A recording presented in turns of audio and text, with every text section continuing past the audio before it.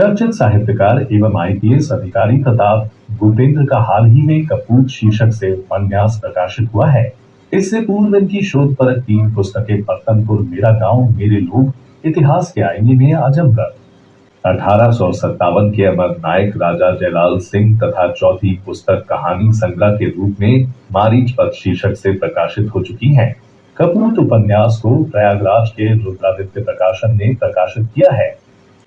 21 मई 2023 को अन्वेषी इंडिया के लिए प्रताप भूपेंद्र जी से अनंत अन्वेषी ने विशेष मुलाकात की। यहाँ पेश है इस दिलचस्प एवं प्रेरणादायक मुलाकात के प्रमुख अंश। दोस्तों नमस्कार, अन्वेषी इंडिया से मैं अनंत अन्वेषी। हम अपने खास कार्यक्रम में विभिन्न क्षेत्र की शख्सियतों से मुलाकात कराते रहते हैं।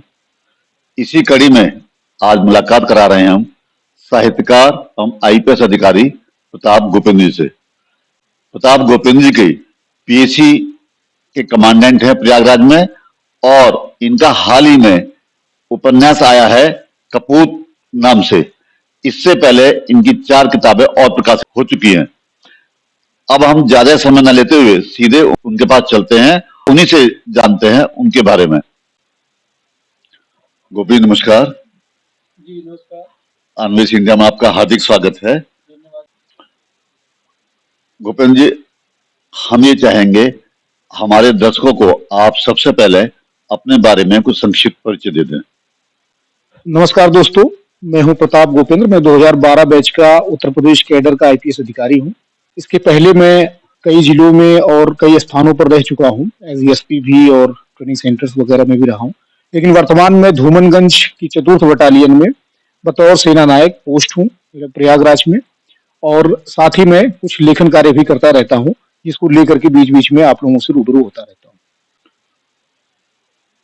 गोविंद जी, हम ये चाहेंगे कि आप अपने साहित्य के बारे में थोड़ा परिचय दें कि आपकी अब तक किस किस नाम से पुस्तकें प्रकाशित हो चुकी हैं।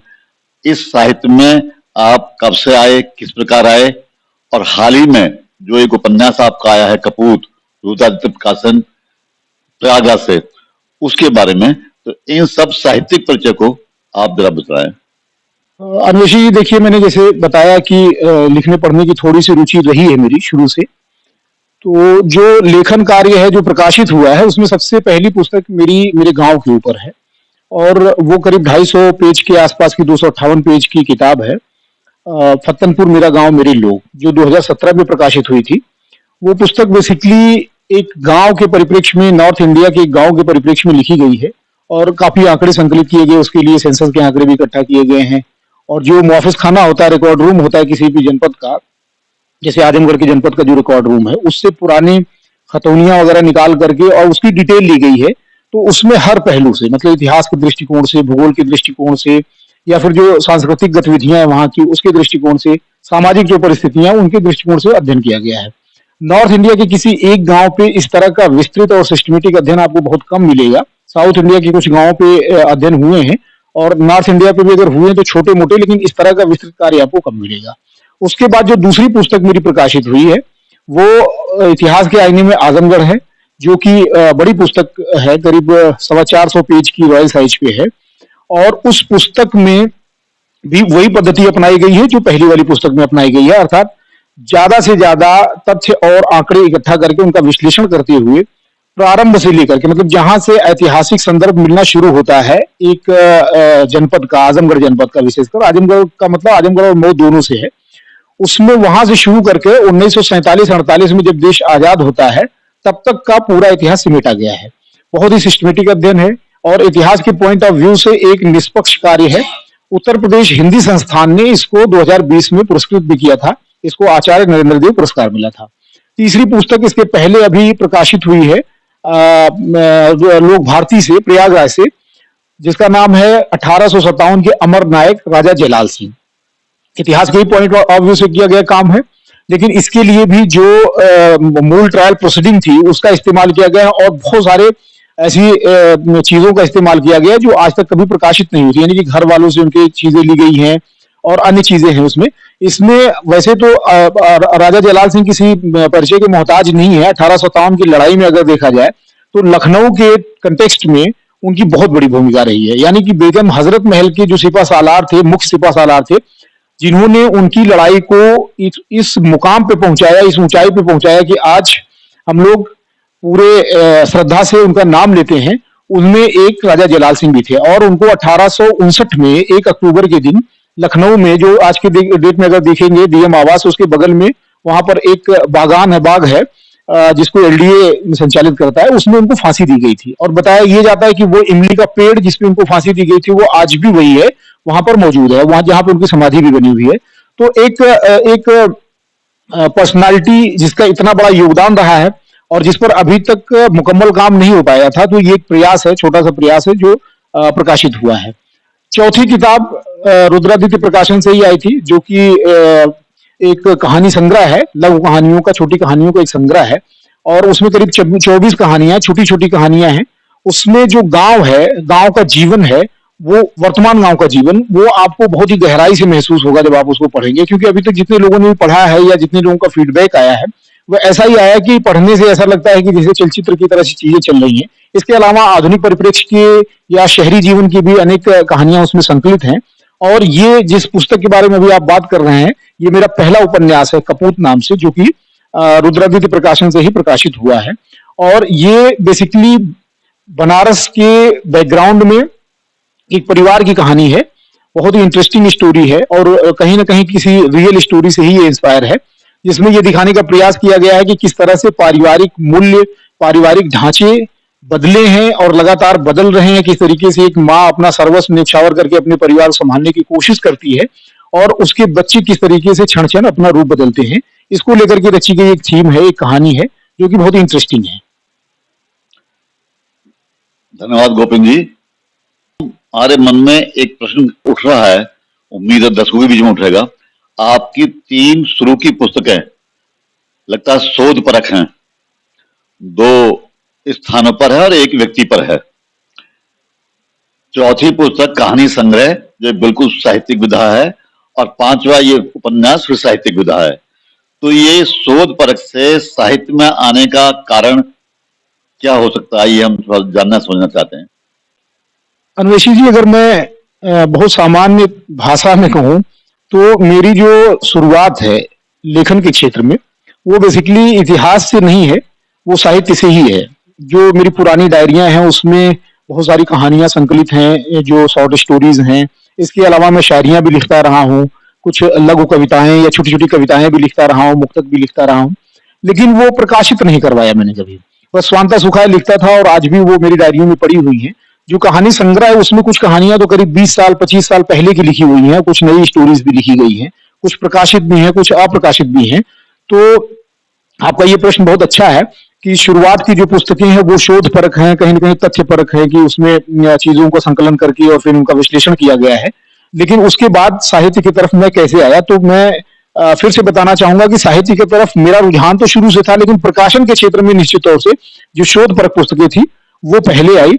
और जो शोध परक पुस्तकों का आप आरंभ कह सकते हैं या शुरुआत कह सकते हैं, वो कहीं ना कहीं मेरे उस सब्जेक्ट से इंस्पायर है जो मैंने यूपीएससी की तैयारी के दौरान लिया था।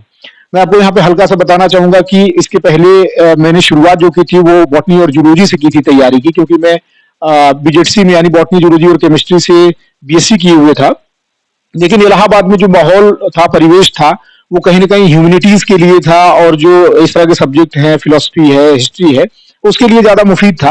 तो बाद में लोगों के सजेशन पे मैंने उस अपने सब्जेक्ट को चेंज किया और हिस्ट्री फिलोसफी से ही मैंने तैयारी की। हिस्ट्री पढ़ने के दौरान मुझे बहुत सारी चीजें जानने को मिली, समझने को मिली और एक रुचि पनपी। वो रुचि कहीं ना कहीं इन सारी चीजों में आपको रिफ्लेक्ट होगी, यानी कि जो गांव का इतिहास मैंने लिखा, जो जिले का इतिहास लिखा, वो इन सारी चीजों में वही रुचि मेरी रिफ्लेक्ट हुई जो मैंने तैयारी के दौरान सीखा और समझा था।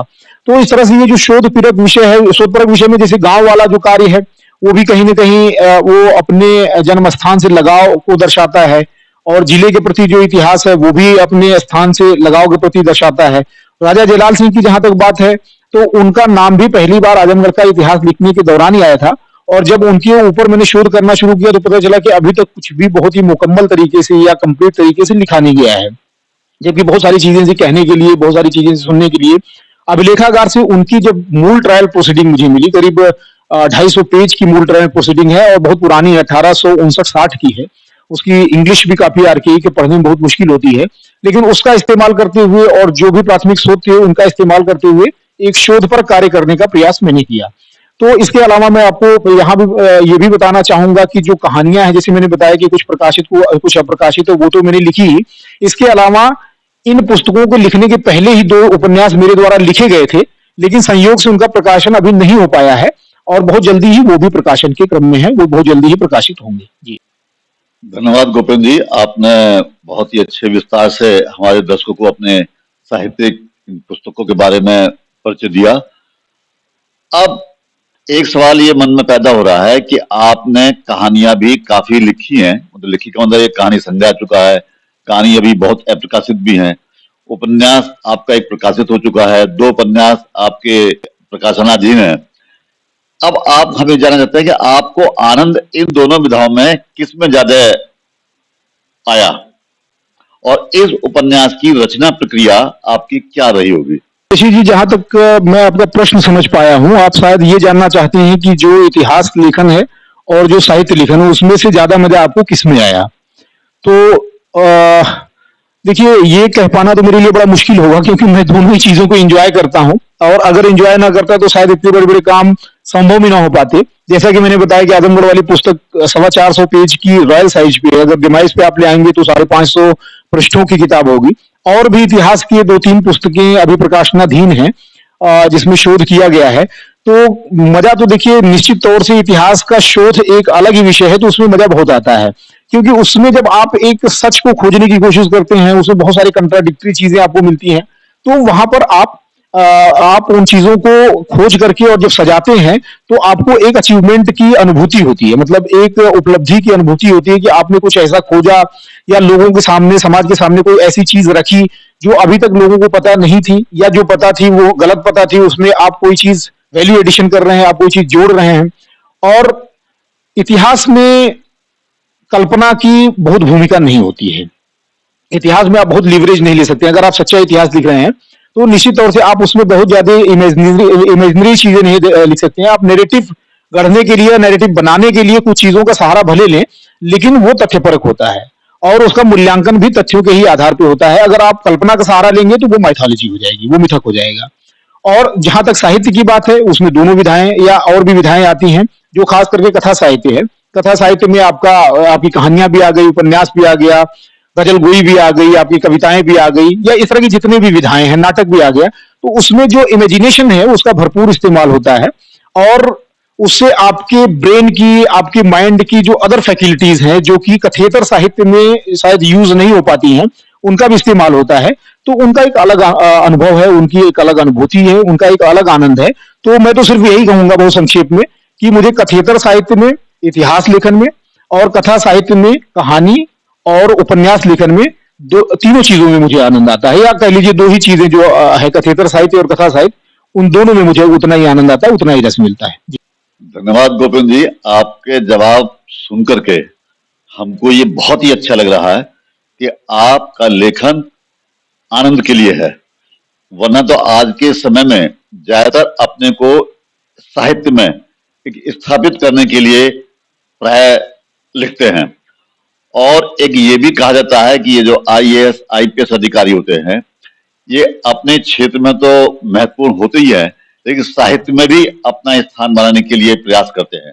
लेकिन आपके जवाबों को सुन करके और आपके कार्य को देखते हुए, आपके साहित्य कर्म को देखते हुए, मैं 100% यकीन के साथ कह सकता हूं कि आप उस दृष्टि से नहीं लिख रहे हैं, आनंद लेने के लिए और समाज को कुछ देने के लिए लिख रहे हैं। बहुत अच्छी बात है, आप इस कार्य में अपने इसी प्रकार सक्रिय रहेंगे। अब एक प्रश्न हमारे दिमाग में आ रहा है, चूंकि एक आईपीएस अधिकारी के सामने कार्य बहुत होते हैं, चुनौतियां बहुत होती हैं और लेखन में बड़ा शांति, धैर्य, सोचना, विचारना ये बहुत चलता है। तो ये जो दो विरोधाभासों के बीच में आप काम कर रहे हैं और हमारी जानकारी में आप आईपीएस अधिकारी के रूप में भी जहां जहां आपने काम किया है वहां काम भी आपका सराहनीय रहा है, साहित्य आपने रचा है उसमें भी आपका सराहनीय है, एक पुस्तक पुरस्कृत भी हो चुकी है। तो इन दोनों के अंदर जो आप संतुलन बना पाते हैं, ये क्या एक आपकी टेक्निक रहती है या किस तरीके से ये काम कर पाते हैं, ये हम जानना चाहते हैं। हो सकता है हमारे दर्शक भी जानना चाहें। अच्छा प्रश्न है अनवेशी जी। देखिए, पहली बात तो मैं इन दोनों चीजों को विरोधाभासी नहीं मानता। जो नौकरी है और साथ में साहित्य लेखन है या साहित्य सृजन है या सामान्य भाषा में लेखन ही कह सकते हैं, इन दोनों में मुझे कहीं से भी कोई कंट्राडिक्शन या किसी तरीके का कोई फ्रिक्शन नहीं दिखाई देता है, क्योंकि लेखन मेरे लिए हॉबी होने की वजह से एक स्ट्रेस बस्टर है।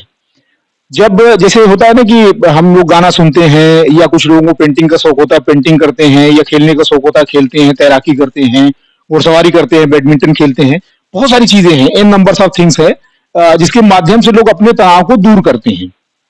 तो मेरे लिए लेखन और पठन, यानी कि पढ़ना और लिखना, दोनों मेरे लिए स्ट्रेस बस्टर है। जब मैं तनाव ग्रस्त होता हूं या नहीं भी होता हूं, तो मेरे लिए एक दिमागी भूख है, वो एक खुराक है जो मिलती है, तभी मेरी क्षुधा शांत होती है। और मुझे लगता है कि जितने भी लिखने पढ़ने वाले लोग हैं, सबके साथ कमोवेश यही कंडीशन होती है। बहुत सारे आईएएस रहे हैं, बहुत सारे आईपीएस रहे हैं, बहुत सारे आईआरएस रहे हैं, सीनियर पदों पे बैठे हुए, इवन राजनीति के क्षेत्र में भी बहुत सारे व्यस्तम नौकरियों में या सेवाओं में रहे हुए लोगों ने भी बहुत अच्छा साहित्य सृजन किया है, बहुत बड़े बड़े नाम रहे हैं। तो हम ये तो नहीं कह सकते हैं कि उनके लिए 24 घंटे के अतिरिक्त भी कोई समय मिलता था, वही 24 घंटे सबको मिलते हैं, लेकिन वो आपकी रुचि का विषय होता है। अगर आपके पास रुचि है, आपके अंदर रुचि है किसी विषय को लेकर के, तो उन्हीं घंटों में से आप चंद घंटे, चंद मिनट अपनी हॉबी के लिए निकालते हैं, और जब आप उसके लिए निकालते हैं तो आपको आनंद भी मिलता है, उसके साथ साथ एक सृजन भी होता है। और मेरा मानना ये रहा है कि कोई भी सृजन जो सर्वोत्कृष्ट हुआ है, जो आज तक का सबसे अच्छा माना गया है, वो हमेशा स्वांता सुखा ही हुआ है। इस बहुत एक छोटा सा उदाहरण देकर के मैं अपनी बात को कंक्लूड करूंगा। जयशंकर प्रसाद जी ने जिनकी कामायनी आप जानते हैं कि विश्व प्रसिद्ध है, बहुत सारी पीएचडी जिस पे होती रहती है, और पूरी दुनिया में उस पर अध्ययन हुआ है, कामायनी पे उसका अनुवाद भी हुआ है। जब वो बनारस में चौक में अपनी दुकान पे बैठा करते थे, सुमनी साहू की बड़ी फेमस दुकान उनकी हुआ करती थी, उस पे जब वो बैठते थे तो वहां शाम को एक चबूतरा था बाहर, उनके मित्र वहां पर बैठा करते थे। उन्होंने कामायनी जब रचना शुरू किया तो उन्होंने ना तो कहीं प्रकाशन के लिए भेजा, ना तो कभी उसको किसी को इस तरह से दिखाया। अपने मित्रों में से किसी के साथ उन्होंने इस तरह से चर्चा किया कि मैंने कुछ लिखा है, तुम लोग सुनो। तो जब उनके मित्रों ने सुना और उसकी स्तर को देखा, तो लोगों ने कहा ये तो बहुत स्त्री कृति आपने रच दी है, आप इसको प्रकाशन के लिए क्यों नहीं भेजते? तो उनका भी जवाब वही था कि भाई प्रकाशित होना ना होना मेरे लिए महत्वपूर्ण नहीं है, मेरे लिए महत्वपूर्ण ये है कि जो मैंने रचा है उससे मुझे कितना संतुष्टि मिली या कितनी सुख की अनुभूति हुई। तो जो ये स्वांता सुखाय शब्द है, जो स्वतः की अनुभूति है, वही क्राइटेरिया है, वही कसौटी है किसी भी रचना के उत्कृष्ट या निकृष्ट होने की। बाकी पाठक है, जब आप अपने को संतुष्ट कर पाते हैं किसी रचना से, तो निश्चित तौर से जब वो पाठक के पास जाते हैं तो पाठक भी उसको पढ़ करके संतुष्टि होता है और फिर उसका फीडबैक भी अच्छा आता है। धन्यवाद गोविंद जी। अब सवाल तो आपसे बहुत करने का मन कर रहा है, लेकिन हम भी इस समय ज्यादा लंबा नहीं लेना चाहेंगे। अंत में एक सवाल यह है कि आपको इस उपन्यास लिखने की प्रेरणा कहाँ से मिली, किस प्रकार मिली? अन्वेषी जी, ये सब की अभी साक्षात्कार में मैंने पहले आपको हिंट भी किया कि जो लेखन का कार्य है वो तो मैं बहुत पहले से कर रहा हूं वैसे, और कुछ चीजें पहले से लिख करके रखी हुई भी हैं, लेकिन उनका प्रकाशन हुआ है, कुछ का नहीं हुआ है। ये उपन्यास जो कपूत उपन्यास है वो बेसिकली एक रियल स्टोरी पर आधारित है और मेरे आसपास के ही किसी परिवार की कहानी है। एक परिवार की तो नहीं कह सकते हैं, कई परिवारों की मिली-जुली कहानी है, क्योंकि वो एक अर्बन एरिया में, मतलब जो ग्रामीण क्षेत्र से लोग आकर के शहरी क्षेत्र में बस रहे हैं, और बसने के बाद किस तरह से उनके मूल्यों में चेंज आ रहा है, किस तरीके से उनके पारिवारिक जीवन में चेंज आ रहा है, किस तरह से एक बच्चा जो शुरुआती दौर में बहुत अच्छा दिख रहा है बाद में खराब हो जा रहा है, और जो खराब बच्चा माना जाता था, घर का सबसे बुरा बच्चा माना जाता था, वो बाद में चल करके अच्छा हो जाता है। इस तरह की थीम है, और इसको तो स्पेशली मैंने लिखा था जिस समय कोरोना की बीमारी चल रही थी और चारों तरफ लॉकडाउन का माहौल था, चारों तरफ मातम का माहौल था। उस समय मैं लखनऊ में पूछ था, मैं खुद भी काफी ग्रस्त हो गया था, मुझे कुछ दिन तक हॉस्पिटल में भी रहना पड़ा। उसके बाद मैंने लंबी छुट्टी ली थी, ये लिया था करीब 1 महीने का। उस दौरान मैंने 2 नॉवेल लिखा था, जिसमें से एक नॉवेल तो ये है, कपूत है, क्योंकि मुझे अपना समय काटना था और अपने आप को थोड़ा सा एंगेज भी रखना था। लंबे समय तक मैं छुट्टी लेकर के कभी रहा नहीं हूं, और कोई भी जो सर्विस में, एक्टिव सर्विस में, उसके लिए बड़ा मुश्किल होता है। जब वो काम से निकल करके कुछ दिन के लिए छुट्टी पे जाता है तो उसके लिए समय काटना थोड़ा मुश्किल होता है। वही कंडीशन मेरे साथ थी, तो ये लखनऊ में उस समय को काटने के लिए भी लिखा गया है।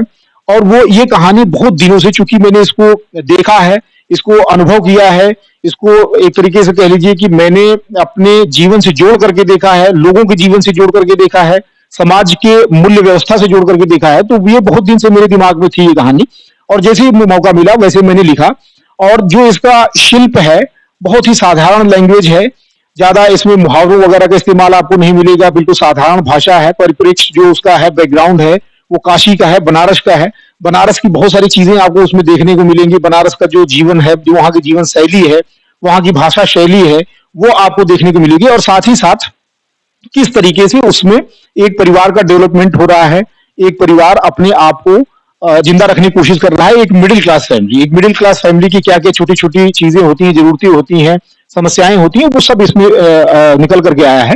तो कुल मिलाकर के एक बहुत ही छोटा, करीब 92-94 पेज का उपन्यास है। एक सिटिंग में आप पढ़ डालेंगे, और ये मजेदार रचना है जी। धन्यवाद गोपेंद्र जी, बहुत ही अच्छा लग रहा आपकी बातों को सुन करके। और आपने जिस प्रकार इस उपन्यास के बारे में जानकारी दी है, मैं समझता हूं कि ये बहुत लोगों को पढ़ने के लिए प्रेरित करेगा। पढ़ करके इससे उनको कुछ रास्ता मिलेगा, एक जीवनता बनाए रखने के लिए प्रेरणा मिलेगी। उम्मीद करता हूं कि अधिक से अधिक पाठकों के बीच में ये पुस्तक आपकी रहेगी। हमारी ओर से तो प्रश्न लगभग इसमें विराम देना चाहेंगे।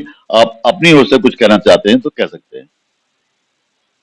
धन्यवाद अन्वेषी जी। अब मैं पाठकों से यही अनुरोध करूंगा कि आप एक बार इसको जरूर पढ़ें और पढ़ करके अपनी सम्मति दें, क्योंकि कोई भी रचनाकार अपनी रचना के लिए सिर्फ यही चाहता है कि लोग उसको पढ़ें, और जो भी चीजें हैं उसमें अगर कोई कमी है तो वो भी अवगत कराएं, और अगर उसमें कुछ भी अच्छा लगा है तो उससे भी अवगत कराएं। तो निश्चित तौर से मैं जो पाठक वर्ग है, जो हमारा पढ़ने वाला वर्ग है, बौद्धिक वर्ग है, उससे ये रिक्वेस्ट करूंगा कि वो एक बार देखें अवश्य। जी धन्यवाद।